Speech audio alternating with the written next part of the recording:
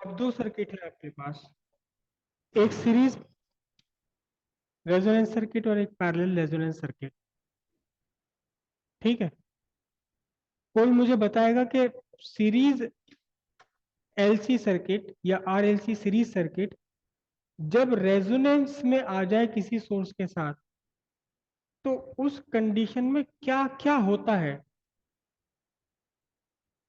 अक्सर इसमें क्वेश्चंस आपको दिया जाता है जिसमें कि सीधे सीधे आपको नहीं बताया जाता कि सर्किट रेजोनेंस में है।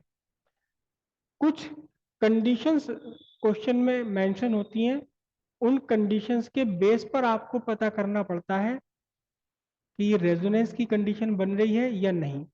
रेजोनेंस की, वैसे तो ऑलमोस्ट हर क्वेश्चन में वो रेजोनेंस की ही कंडीशन बनती है, और एक बार रेजोनेंस की कंडीशन बन गई तब आप उसे आगे क्वेश्चन को प्रोसीड करते हैं। लेकिन फिर भी रेजोनेंस पहचानने के लिए आपको पता होना चाहिए कि रेजोनेंस पर क्या होता है। रेजोनेंस की जब घटना हो रही है सर्किट में तो उस समय क्या क्या चल रहा है सर्किट के साथ, क्या क्या हो रहा है, कोई बता पाएगा। दोनों ही कंडीशन में रेजोनेंस की जड़ है अल्टीमेट कॉज के frequency of source become equal to the frequency of natural frequency of circuit, चाहे सीरीज कॉम्बिनेशन हो चाहे पैरेलल हो। सीरीज कॉम्बिनेशन हो चाहे पैरेलल कॉम्बिनेशन हो, अभी रुक जाइए, इसे लिखेंगे हम पूरा, दोनों का डिस्क्रिप्शन लिखेंगे।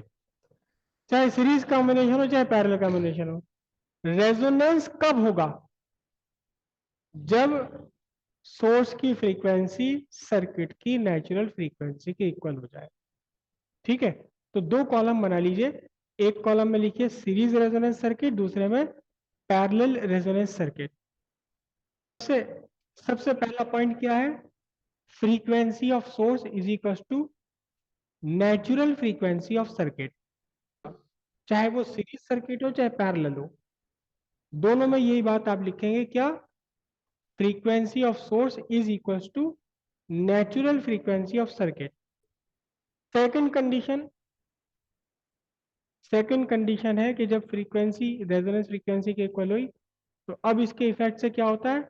एक्सएल इक्वल्स एक्सी, दोनों ही कंडीशन में XL equals XC. Number 2 point, XL equals XC.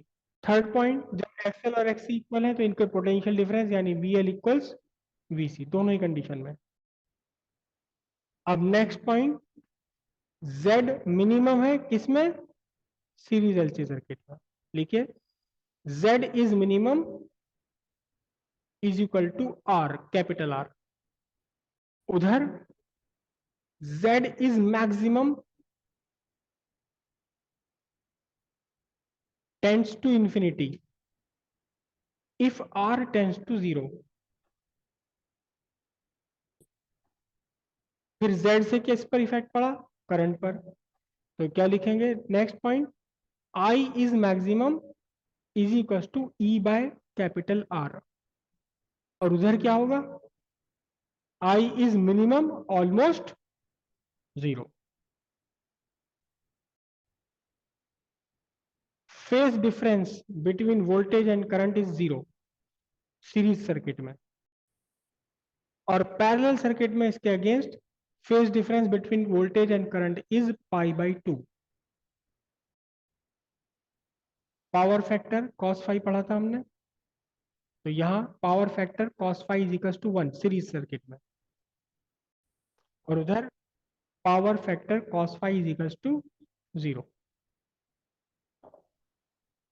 तो क्वेश्चन में आप में से ये कुछ अगर दिखाई दे जाए, आपको क्वेश्चन लिखा हुआ है और क्वेश्चन में कह दिया कि current and the voltage are in same phase, समझ लीजिए तुरंत क्या बन रहा है? ये सीरीज सर्किट बन रहा है, सीरीज कॉम्बिनेशन बन रहा है।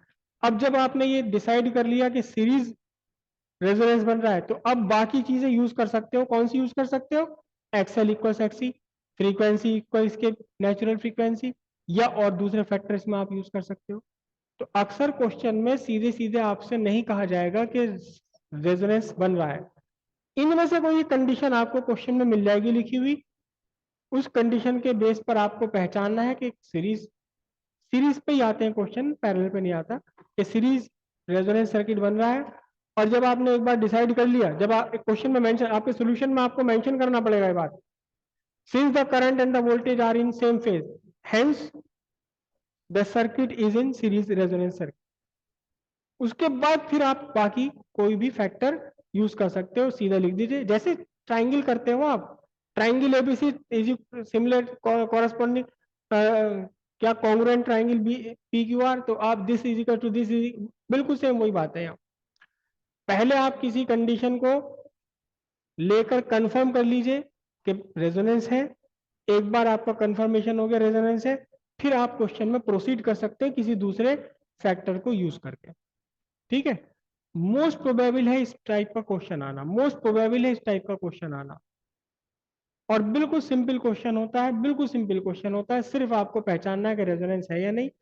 कभी कभार ऐसा कह दिया जाता है क्या कि ये एक्सएल है, एक्सी है, ये है।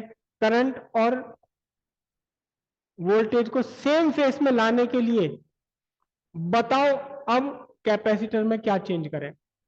तो पहले आपको देखना है कि कैपेसिटर कितना दिया हुआ है, फिर आपको एक्सी इक्वल एक्सएल से कैपेसिटी फाइंड करनी, फिर आपको देखना है कि इस कैपेसिटर में पैरेलल में एक और नया कैपेसिटर लगाएंगे या सीरीज में नया। अगर कैपेसिटी डिक्रीज हो रही है तो सीरीज में लगा दो नया कैपेसिटर, और अगर कैपेसिटी आपकी एक्सएल इक्वल एक्सी से बढ़ी कर आती है तो पैरेलल में एक और डाल दो। इस टाइप का भी क्वेश्चन एग्जाम में आ चुका है। हालांकि रेयर है इस टाइप के क्वेश्चन आने, मुश्किल है। सीरीज रेजोनेंस पर अक्सर सीधा सीधा क्वेश्चन एग्जाम में रखा हुआ होता है।